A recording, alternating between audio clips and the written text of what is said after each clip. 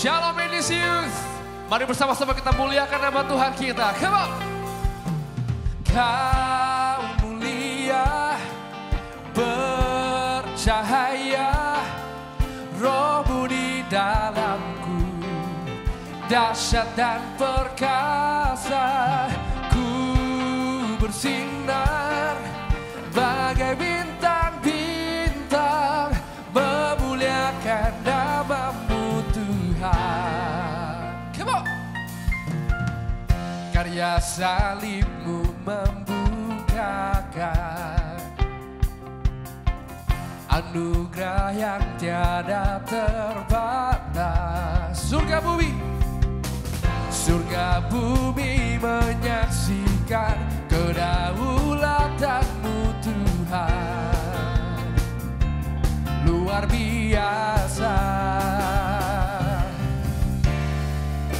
Semesta memuja, hati kami menyembah-Mu Tuhan. Hatiku menyembah. Here we go. Kau mulia, bercahaya, Roh-Mu di dalamku, dahsyat dan perkasa. Ku bersinar bagai bintang-bintang, memuliakan nama-Mu Tuhan. Kamu lebih semangat lagi buat Tuhan kita. Come on. Karya salib-Mu membukakan anugerah yang tiada terbatas. Oh, oh, oh. Surga bumi menyaksikan kedaulatan-Mu Tuhan. Kau luar biasa, luar biasa. Kau mulia, bercahaya, Roh-Mu di dalamku, dahsyat dan perkasa. Ku bersinar bagai bintang-bintang, memuliakan nama-Mu Tuhan.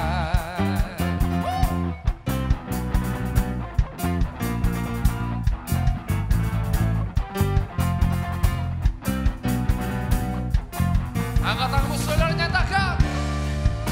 Semesta memuja, hati kami menyembah-Mu Yesus. Oh, oh, hatiku menyembah. Kau mulia, bercahaya, Roh-Mu di dalamku, dahsyat dan perkasa. Ku bersinar bagai bintang-bintang, memuliakan nama-Mu. Kau mulia, bercahaya, Roh-Mu di dalamku, dahsyat dan perkasa. Ku bersinar bagai bintang-bintang, memuliakan nama-Mu Tuhan. Berikan sorak-sorai yang terbaik buat Tuhan kita. Haleluya. Lebih lagi memuji Tuhan kita, karena Engkau kami hidup Tuhan. Come on.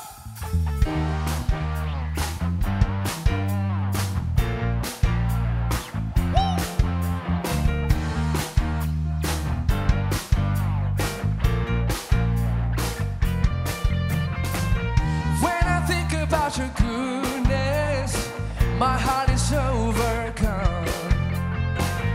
How can I begin to thank You for everything You've done? 'Cause You keep on loving me and you cause my heart to sing.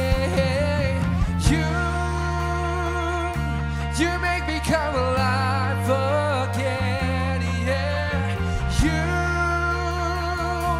You make me come alive again.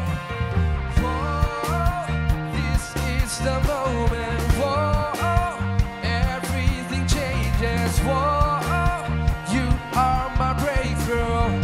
I praise you. I praise you.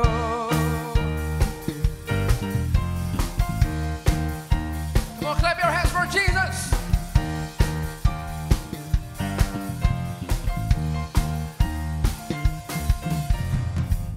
So come on everybody, it's time to celebrate. We will never stop singing and lifting up your name, 'cause you keep on loving me and you cause my heart to sing. You make me come alive again. You make me come alive again. Whoa, this is the moment. Whoa, everything changes. Whoa, you are my breakthrough. I praise you. I praise you.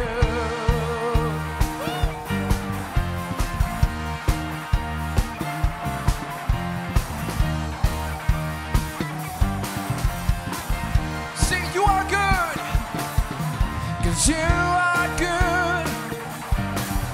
Oh, you are good, yeah. You are good. You are good.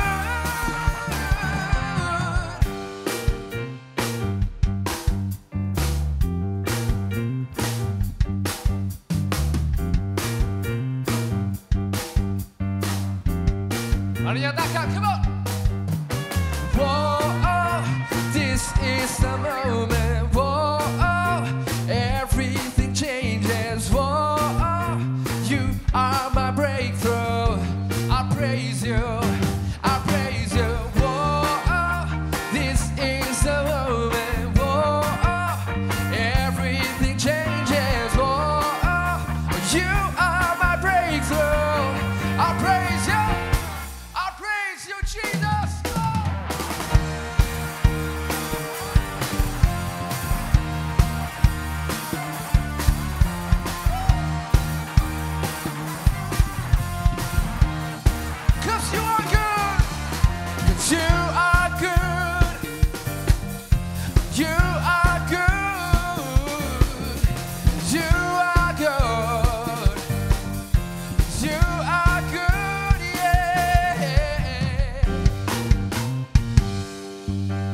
Sorak-sorai terbaik buat Tuhan kita, haleluya. Kita bersama menyembah Tuhan.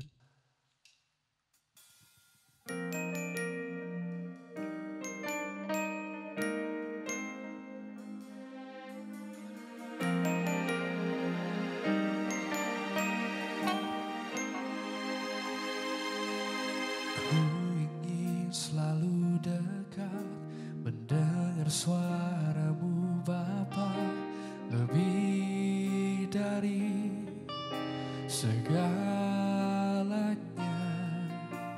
Ku ingin mengenalmu, rahasia hatimu, hanya itu rinduku.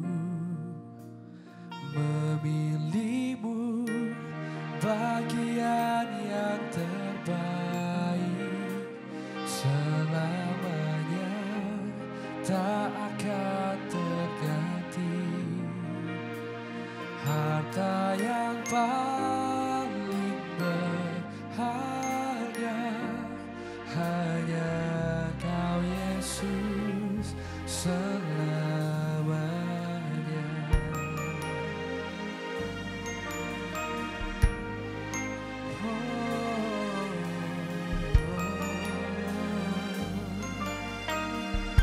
Sama-sama nyatakan, ku ingin selalu dekat. Ku ingin selalu dekat, mendengar suaramu Bapa, lebih dari segalanya. Ku ingin mengenalmu, rahasia hatimu, hanya itu rinduku.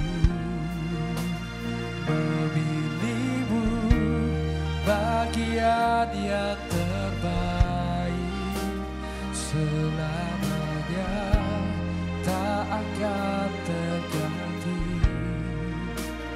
Harta yang paling berharga, hanya Kau Yesus, selamanya.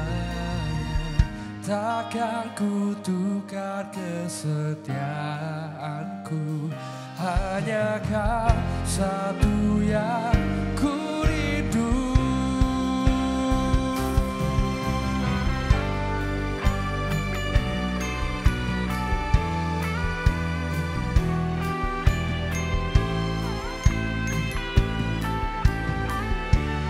Di hati kami yang selalu ingin dekat dengan Kau Tuhan, kami rindukan kehadiran-Mu dalam hidup kami.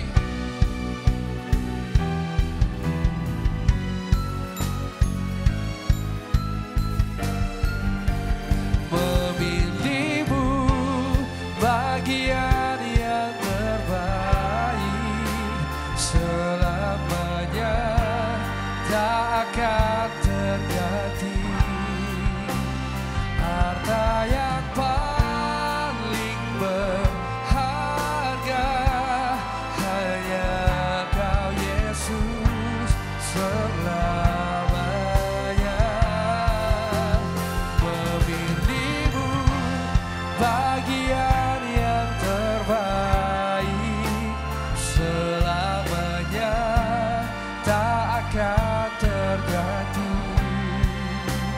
Harta yang paling berharga, harta yang paling berharga, harta yang paling berharga, satu yang paling berharga, hanya Kau Yesus, selamanya.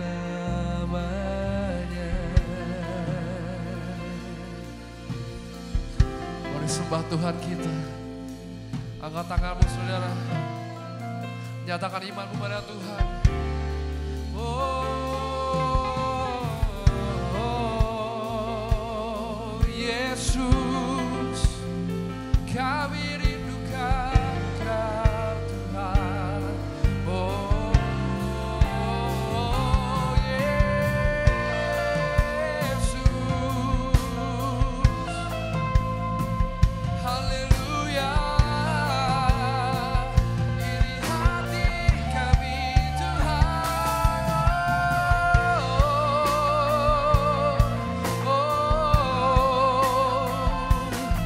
Lebih sungguh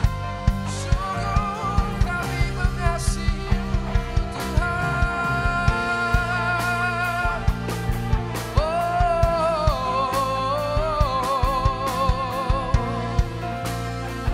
Kami menyembah-Mu, kami menyembah-Mu, Yesus.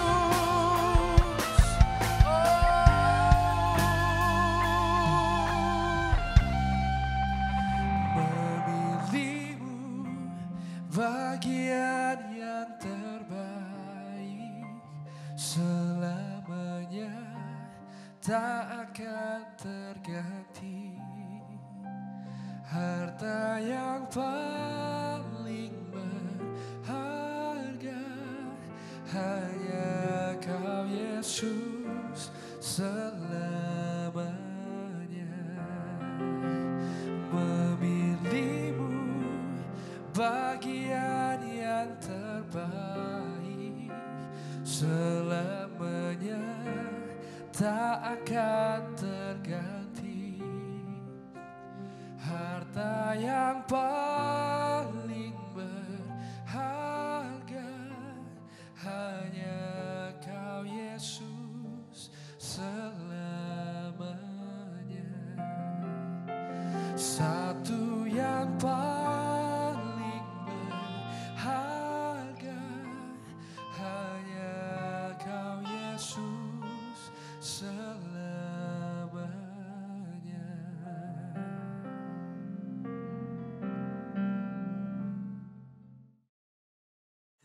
Oke, Shalom, Jemaat NDC Youth.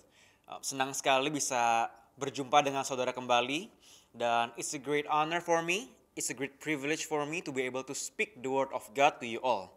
Dan sebelum kita mendengar firman Tuhan, mari kita berdoa terlebih dahulu. Bapa dalam surga, kami berterima kasih karena hari ini kami boleh diberikan kesempatan satu kali lagi untuk bisa memuji, memuliakan, menyembah nama-Mu. Dan sebentar kami akan mendengarkan firman-Mu, berbicaralah kepada kami, urapi hati dan pikiran kami, supaya kami boleh mendengar dengan serius, kami boleh menangkap esensi firman Tuhan hari ini, dan firman Tuhan boleh mengubahkan kehidupan setiap kami. Dan kami memulai sharing firman Tuhan di dalam nama Tuhan Yesus. Amin. Oke guys, sebelum saya akan sharing firman Tuhan, saya ingin mensupport beberapa dari kalian, khusus yang terkena COVID. Karena saya mendengar ada banyak sekali jemaat di NDC Youth lagi terpapar COVID, baik itu di rumah sakit, baik itu di rumah, baik itu dimanapun saudara berada, ada yang isolasi mandiri bersama dengan keluarga. And I just wanna tell you kalau misalkan kalian tidak sendiri, ada kita semua yang mendoakan saudara, karena saya pun bersama dengan keluarga setiap pagi pasti mendoakan setiap dari kalian. Kalian semua yang terpapar COVID bersama dengan keluarga isolasi mandiri, jangan menyerah, jangan takut, dan jangan khawatir, karena Roh Kudus ada di samping saudara. Dan saya percaya kalau mujizat masih nyata, kekuatan, kesembuhan diberikan kepada setiap kalian dalam nama Yesus. Dan hari ini kita sudah masuk ke dalam tema bulanan yang baru, dan tema bulannya adalah Disciple Culture. Atau kalau di direct translation itu adalah kultur dari seorang murid. Ya, jadi murid, kultur seorang murid. Dan firman Tuhan saya hari ini saya beri judul Building Culture from Jesus' Life. Ya, building culture from Jesus' life. Dan hari ini saya akan sharing firman Tuhan dengan sedikit pace yang lebih slow, karena saya dikomplain sebenarnya, karena saya kadang-kadang kalau sharing firman Tuhan terlalu cepat dan kalian kadang-kadang banyak nggak nangkep. Jadi bear with me, hari ini saya akan coba untuk sharingnya slow, woles. Oke. Building culture from Jesus' life. Saya akan bahas dulu konteks, ya, karena kita akan melihat bagaimana cara Tuhan itu membuild sebuah culture. Bahkan kita bisa merasakan culture-nya sampai saat ini 2000 tahun setelah kematian Yesus. Dan background sedikit ya. Yesus adalah pemimpin yang paling luar biasa sepanjang masa. Ada amin? Dalam hidupnya ia menghabiskan banyak waktu untuk mengembangkan budayanya. Budaya yang dibangun olehnya bertahan setelah kematiannya. Bahkan hingga saat ini, 2000 tahun setelah kematian Yesus, budayanya masih menjadi dasar atas banyak organisasi termasuk gereja. Berbicara mengenai budaya, definisi dari budaya itu adalah suatu cara hidup yang berkembang dan dimiliki bersama oleh sebuah kelompok orang dan diwariskan dari generasi ke generasi. Jadi contoh dari budaya di sekitar kita adalah, contohnya saya adalah penggemar bola, saya pecinta Arsenal. Culture dari penggemar bola biasanya kita nonton terus, pertandingan apapun kita nonton, dan terbukti kalian bisa cek ke pacar saya, kalau misalkan waktunya teleponan saya akan nonton bola. Lalu ketika kita dibully, kayak saya penggemar Arsenal dan saya suka dibully karena suka kalah. Tapi gak apa-apa ya Alwin ya, kita berdua adalah orang yang setia. Di masa sukar kita terus berpegang kepada Arsenal. Dan terbukti culture-nya seperti itu. Kita sampai bela-belain sampai pagi. Kita bela-belain banyak banget untuk nonton Arsenal. Lalu apa lagi ya? Lalu ada culture yang menurut saya cukup fenomenal. Dan menurut saya ini keren, luar biasa. Karena saya melihat sebuah culture dari penggemar BTS, yaitu ARMY. Penggemar BTS saya lihat itu mereka nungguin banget ketika BTS lagi mau launching single baru, ditungguin supaya rankingnya yang nonton ranking 1. Lalu ketika ada orang yang nyerang BTS, ARMY rame-rame, budayanya ARMY langsung nyerang orang itu dan defend BTS, dan itu menurut saya keren banget. Lalu ada apa lagi? Di dalam keluarga kita. Di dalam keluarga kita juga ada budaya. Saya kasih contoh keluarga saya. Keluarga saya setiap pagi kita akan berdoa mesbah keluarga bersama. Dan at least once every week kita akan pergi bersama-sama as a family. Lalu ada budaya youth. Kalau misalkan kalian semua adalah pemimpin di youth, ada juga yang pelayan di youth. Remember, 1,5 tahun yang lalu sebelum kita youth, kita akan berdoa dan kita akan kasih arahan what should we do di dalam youth hari ini. Dan habis itu evaluasi, itu culture. Dan berbicara mengenai culture Yesus kita bisa rasakan hari ini. Dan kita mau belajar hari ini, apa sih yang Yesus lakukan sehingga culture yang dibuatnya itu berdampak banget dan bisa kita rasakan sampai hari ini. Gitu ya. Jadi hari ini kita belajar 3 points. Building culture from Jesus' life. Yang pertama, poin pertama adalah Jesus become what he wanted to be practiced. Yesus menjadi apa yang ingin dipraktekkan. Ngerti ya? Yesus menjadi what he wanted to be practiced. Dan kita bisa lihat dalam Yohanes 15 ayat yang ke-12 dikatakan, inilah perintahku supaya kamu saling mengasihi seperti aku telah mengasihi kamu. Di sini kita bisa melihat kalau Yesus memberikan sebuah arahan di mana dibilang supaya kamu saling mengasihi seperti aku telah mengasihi kamu. Jadi Yesus membuktikan kasihnya. Yesus bukan hanya sekedar giving us order. Yesus gak hanya menjadi orang yang cuma asal ngomong doang, tapi dia melakukan. Dan dikatakan seperti aku telah mengasihi kamu, dan terbukti juga kalau Yesus mati di atas kayu salib untuk menebus setiap dosa dari kita semua. Dan saya punya pertanyaan untuk kita semua. Seperti apa budaya Anda jika terlihat persis seperti Anda? Sekali lagi, seperti apa budaya Anda jika terlihat persis seperti Anda? Gitu. Jadi budayanya kita itu yang kita omongkan tuh nge-reflect dari tingkah lakunya kita. Kalau saya sih jujur aja, saya selalu bilang saya suka on time. Dan saya membuktikan diri kalau saya tuh akan berusaha semaksimal mungkin supaya saya on time. Tapi ada banyak hal juga yang saya lacking off. Contohnya saya mau orang itu untuk mau diajar, mau terima masukan. Tetapi saya sendiri pribadi, saya masih work on it. Saya orangnya tuh keras kepala. Ya, kalau orang-orang di sekitar saya mungkin tahu kalau saya tuh orangnya sedikit, atau nggak sedikit deh, rada keras kepala. Dan I am still working on it. Jadi di sini adalah poin yang penting di mana kita harus menjadi apa yang kita inginkan gitu. Yesus menjadi seperti apa yang ingin dipraktekkan, dan kita pun juga harus meneladani Yesus sebagai guru kita.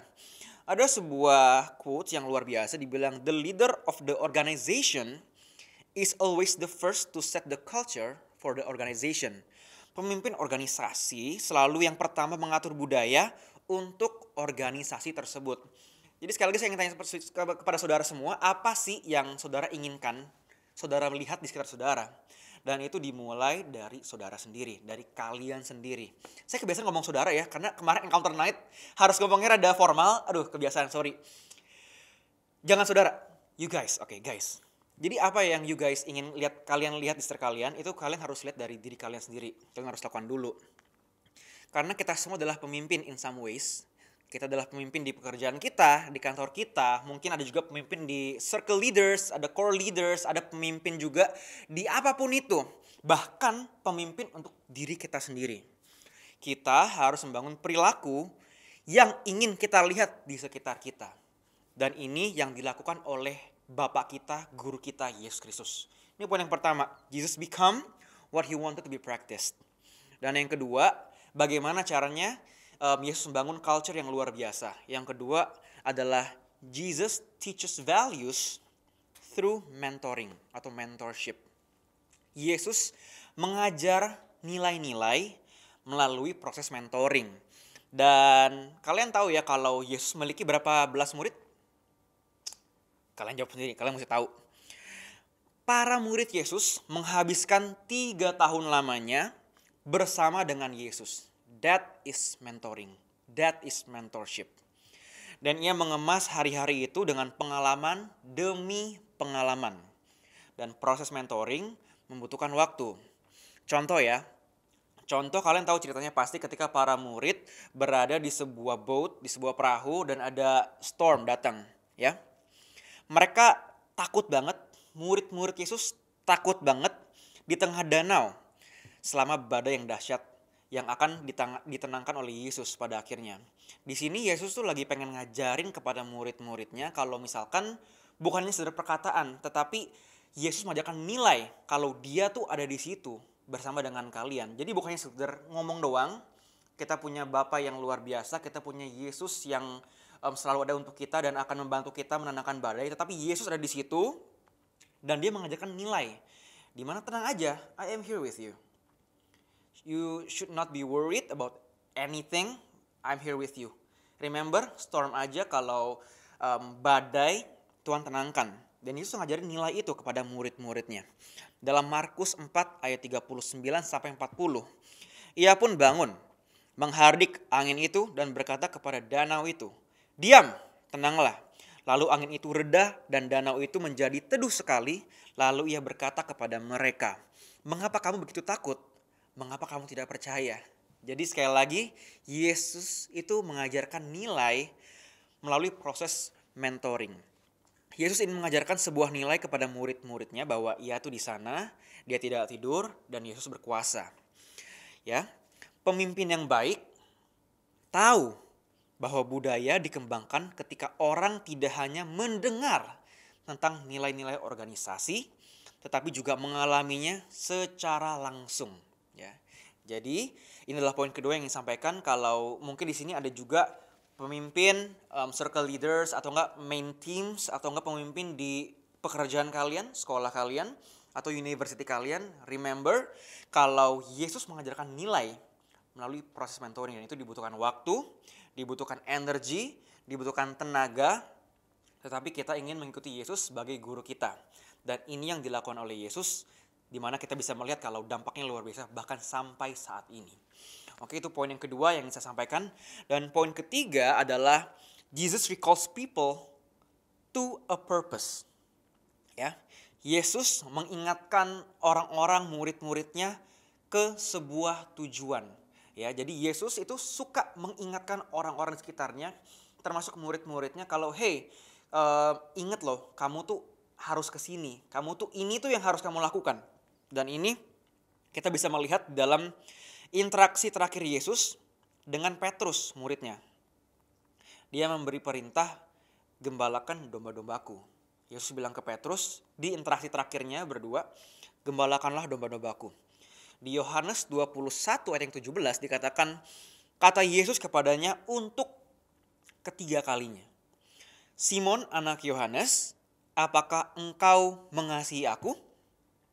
Maka sedih hati Petrus karena Yesus menjawab ketiga kali, "Apakah engkau mengasihi aku?" Dan ia berkata kepadanya, "Tuhan," kepada Yesus ya, Peter answer to Jesus, "Tuhan, engkau tahu segala sesuatu, bahwa aku mengasihi engkau." Kata Yesus kepadanya, "Gembalakanlah domba-dombaku." Dan sedikit konteks untuk saudara bisa paham kalau Petrus itu lagi jatuh dan perlu dipulihkan. Tahu nggak kenapa Petrus lagi jatuh dan perlu dipulihkan? Karena ia menyangkali Yesus. Ya, ingat ceritanya, dia menyangkali Yesus. Dan Petrus down, dan di saat Petrus lagi down, Jesus is there dan ingetin kepada Yesus. Yesus tuh tidak hanya memulihkan Petrus, tetapi Jesus itu juga memberikan Petrus sebuah visi yang jelas tentang apa yang perlu dia lakukan. Ya, selama sisa hidupnya, menggembalakan domba-domba yang Yesus telah percayakan dalam hidupnya. Guys, budaya yang hebat perlu dibangun di atas sebuah komitmen. Para pemimpin hebat, saudara adalah para pemimpin. Kalau saudara bukan pemimpin di sebuah organisasi, you are a leader of yourself. Saudara adalah pemimpin untuk diri saudara sendiri. Pemimpin yang hebat meminta komitmen yang luar biasa untuk timnya dan untuk dirinya untuk mencapai sebuah tujuan yang lebih besar. Pertanyaannya, komitmen apa yang ingin kalian lakukan untuk diri Anda sendiri atau orang-orang di sekitar Anda? Remember, ingat kenapa kalian diciptakan. Ingat tujuan hidup kita semua. Dan ini adalah culture yang Yesus selalu ingatkan kepada murid-muridnya dan orang-orang sekitarnya.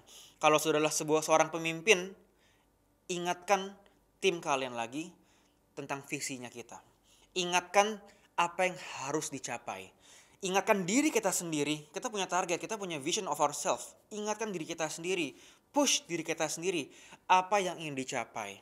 Karena saya percaya banget kalau kita bisa mengikuti 3 hal ini, Jesus become what he wanted to be practiced. Yang pertama, yang kedua, Jesus teaches values through mentoring atau mentorship. Dan yang ketiga, Jesus recalls people to a purpose. Saya percaya kalau kita bisa melakukan ketiga hal ini, sebuah budaya akan dibangun di sekitar kita yang baik. Kalau kita adalah pemimpin untuk organisasi atau kita pemimpin untuk diri kita sendiri.